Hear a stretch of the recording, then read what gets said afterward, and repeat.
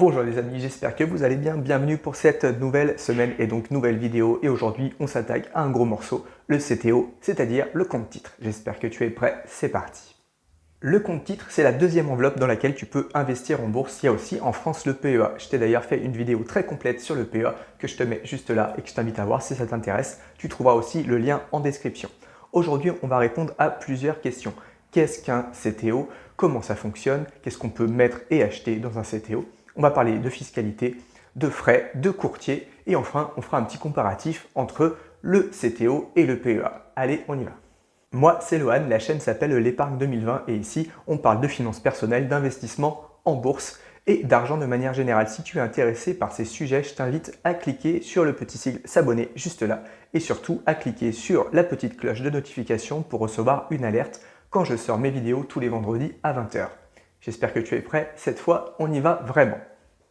Et on démarre tout de suite. Qu'est-ce qu'un CTO? Donc on l'a dit, compte titre ordinaire. C'est une enveloppe pour investir en bourse et a une particularité, à la différence du PEA où on peut investir uniquement en France et en Europe, on peut avec un CTO investir dans le monde entier, sur tous les marchés, aux États-Unis, en Asie, où tu veux. Ton CTO peut être individuel, tu peux aussi avoir, si tu es en couple, marié ou pas, un CTO joint et il peut aussi être en individu. Et maintenant, où est-ce qu'on peut ouvrir son compte titre? Eh bien, tu as trois choix qui s'offrent à toi. Le premier, c'est la banque classique, la banque traditionnelle, celle que tu as en bas de chez toi, toutes les agences qu'on connaît, évidemment. Après, tu as le choix de la banque en ligne. Donc, Boursorama, Fortunéo, toutes ces banques en ligne que tu connais également certainement. Et enfin, tu as les brokers en ligne. Broker, je te rappelle que c'est un courtier, donc l'intermédiaire finalement. Et du coup, maintenant, tu vas me dire comment on fait pour choisir. Eh bien, la première chose à regarder, et certainement la plus importante, c'est les frais, et on va voir pourquoi.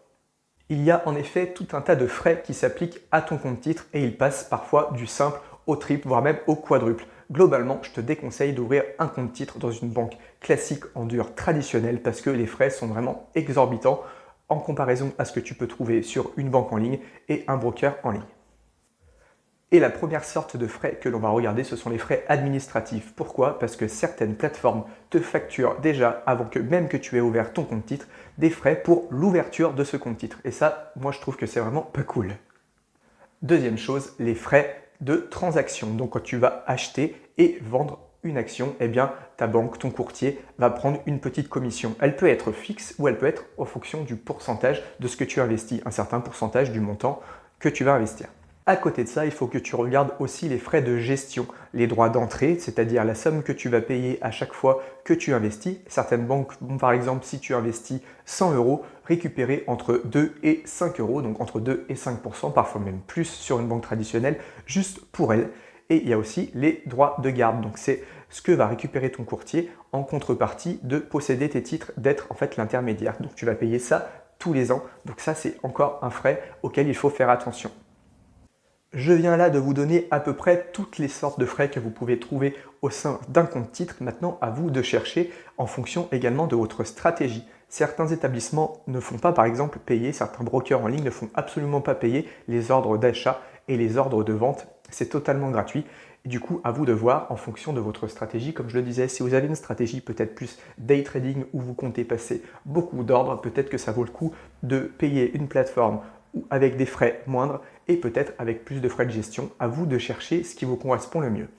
Et maintenant, qu'est-ce qu'on peut acheter au sein d'un compte titre? Qu'est-ce qu'on peut mettre dans son compte titre? Eh bien, tu as énormément de choix. Ce n'est pas comme le PEA où tu es par exemple limité aux actions françaises et européennes et à certains ETF éligibles au PEA. Dans le compte titre, tu peux tout acheter. Donc des actions, donc des parts d'une entreprise, des obligations, des OPCVM, donc des SICAV et des fonds communs de placement. Tu peux acheter des titres cotés ou non cotés, des ETF, on en a parlé, et des produits dérivés tels que les warrants ou d'autres choses.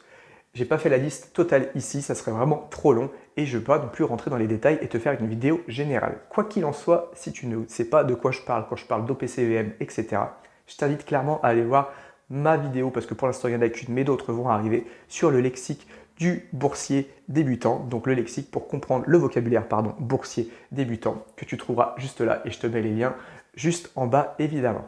Maintenant, on va répondre à la question comment ça fonctionne un compte titre. Eh bien, c'est très simple. Déjà, chose très importante, à la différence du PEA, tu n'es pas limité en termes de dépôt. Tu peux déposer, si tu le souhaites, des millions et des millions d'euros sur un compte titre. Tu n'es pas limité à 150 000 euros de dépôt comme sur le PEA.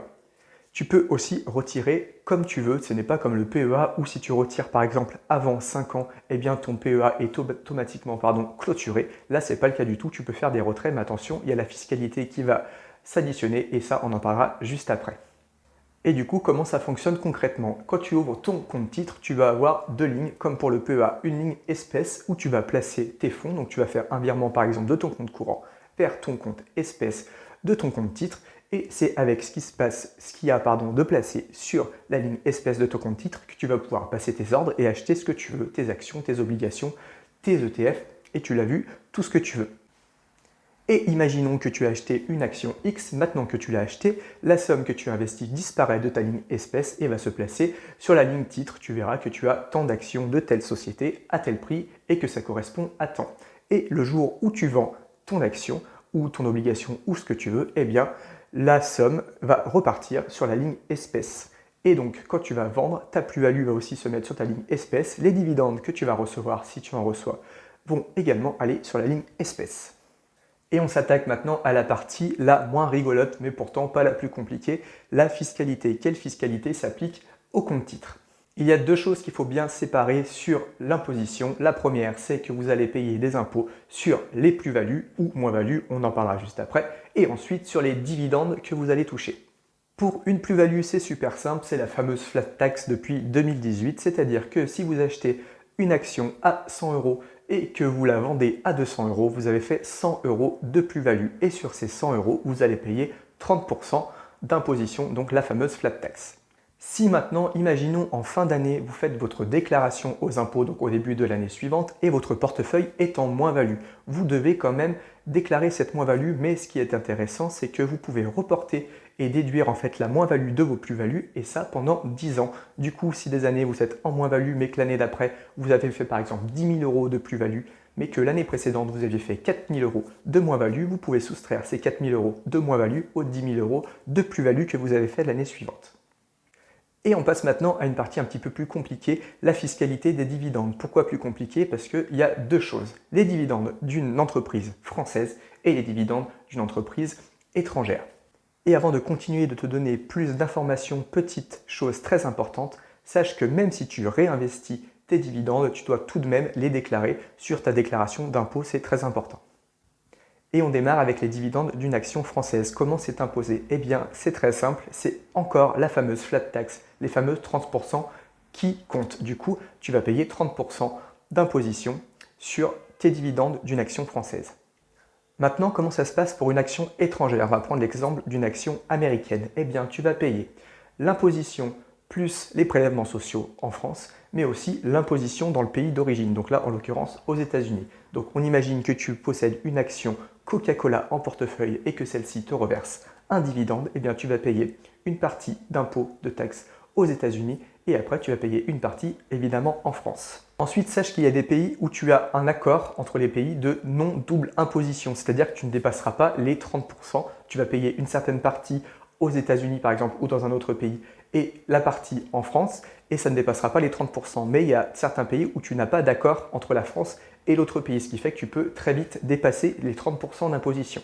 Ça, c'est à toi de faire tes recherches et fais très attention avant d'investir, de savoir comment tu vas être imposé par la suite sur tes dividendes.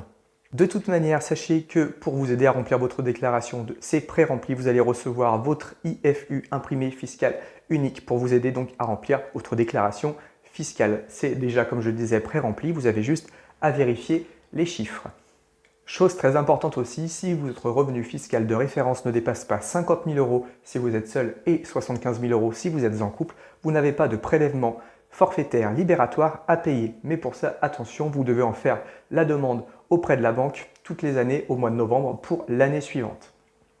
Et maintenant, qu'est-ce qui est mieux entre un CTO et un PEA, donc entre un compte titre ordinaire et le plan épargne en action dont je t'ai parlé dans une précédente vidéo? Eh bien, il n'y a pas vraiment de réponse, ça va dépendre de plein de choses. Premièrement, ça va dépendre de ta stratégie, de ton horizon de placement et encore d'autres éléments. Évidemment, si tu souhaites investir sur le marché US, tu n'as pas le choix. Le PEA, c'est pas possible, tu vas devoir ouvrir un compte titre.